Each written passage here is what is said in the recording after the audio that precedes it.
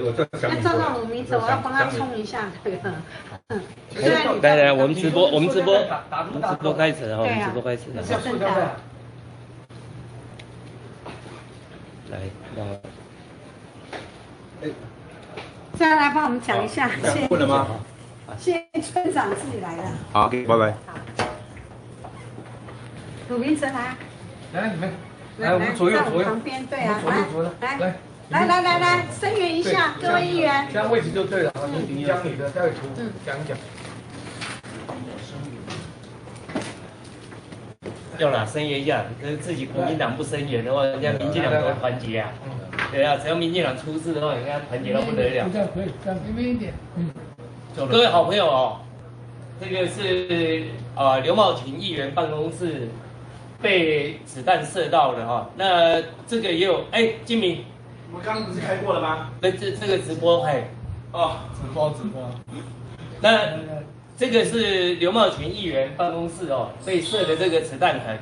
那警察并没有抓到任何人哦。那结果呢？报纸登出来是说，警察说误射。既然没有抓到人，怎么会判断是误射呢？然后而且是判断是 BB 弹，小朋友玩 BB 弹，其实那个子弹是大概是这么大的一个塑胶的弹头打到了，那结果说是误射那说小朋友误射，其实人都没抓到，怎么判断是误射结果后来今天我们早上的记者会，那警察就说他没有讲是记者自己写的。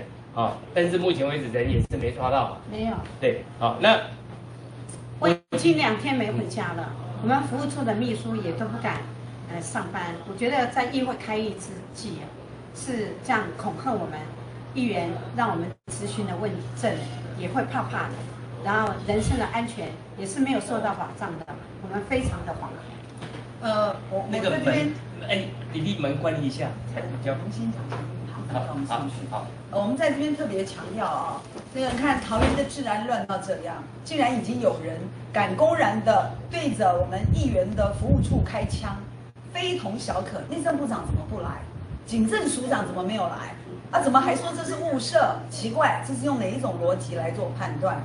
然后还有人可以公然的在 FB 上说要断我们议员的手脚，像断甘蔗一样，说要直接到服务处拿枪打爆他的脑袋。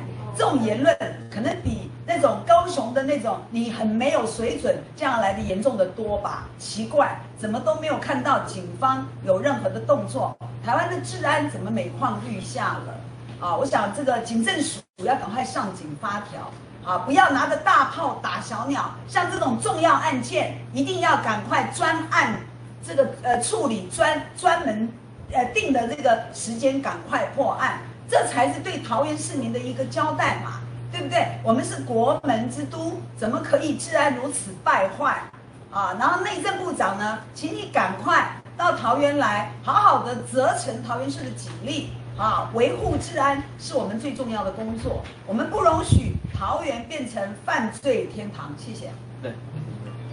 我想今天台湾的双重标准已经到一种极致的地步。我觉得人的生命安全，不管是不是民意代表，生命安全，看到这个国家的政府有这样的明显的双重的一个标准，我觉得非常非常遗憾。在这里声援的大部分的议员，在我们的网络上或者在电话上，其实我们多多少少都会碰到跟我们意见不同的，那是民主的常态。但是有一个限度，像这样的，不管你是用什么弹往现在民意代表为民服务的。这样的一个设计过去，或者说我们三江村议员直接在网上留言，不管是要断手断脚跟甘蔗一样，甚至要靠你这个打爆你的脑袋，这种我觉得完全零容忍的空间好，我这边真的要来声援我们的桃园市的2位同僚，大家可以看看最近发生的何韵诗被泼红漆的事件，还有黄捷被辱骂说垃圾的事件。那这2件事情，我们看到警方的处理态度都是非常的积极，媒体也都非常的重视。那反观我们刘茂群议员，他服务处被开枪，试问这个被开枪的事情重点在于所承受的这个压力跟恐惧，让我们一般的民代都会承受到这样的事情，何况是一般的市井小民，那对他们的心理的压力是多么的大。还有我们的詹江村议员，我们的村长，他在网络、在脸书各方面都仗义直言，讲一些应该讲的话，可是，一样他也遭受到什么要跟他断手断脚，要开枪打爆他的脑袋。试问我们的警政署、我们的市警局有没有积极的介入这个事情？那为什么对于何韵诗、黄捷这2件事情，他们都当作非常重要的事情在办？反观我们桃园市议会2位同僚遭受到这样的事情，也看不到我们的警政署跟市警局的积极办案的态度。所以这边我要呼吁，我们绝对要捍卫我们民代的言论自由，为民喉舌。我想啊，这样的状况啊，绝对是此风不可长啊。很多朋友都会认为，在网络上的发言，不管是匿名怎么样啊，好像觉得不用负责任哦。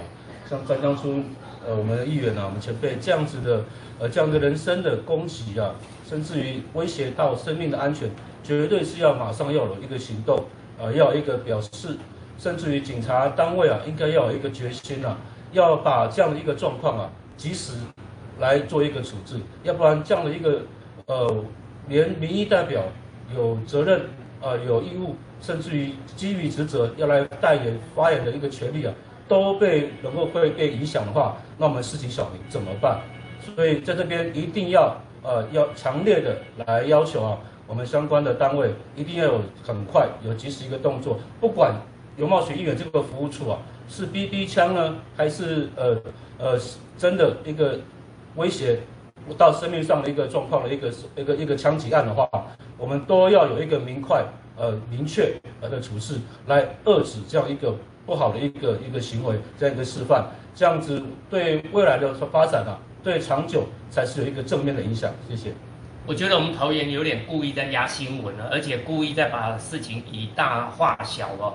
像刘茂群议员这个很明显的开枪子弹的弹孔都那么大了，竟然可以说是误射，而且附近其实是有监视器，那监视器警察就说什么都没看到，也没看到人，那见鬼了，有子弹啊，然后这个也有弹孔啊，然后也有砰一声，然后没有人啊，这个是然后说是误射。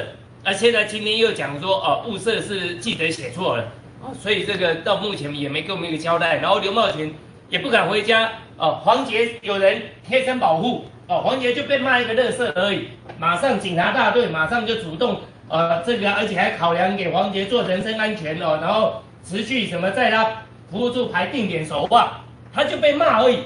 刘茂群是已经被开枪的，他现在都不敢回服务处，这真的是台湾。难道一定绿的就只保护绿的吗？我们真的没办法接受警政署这样的因人设事的这种态度。谢谢，今天我们直播到这里。好，上去了。谢谢。我的那个手机嘞。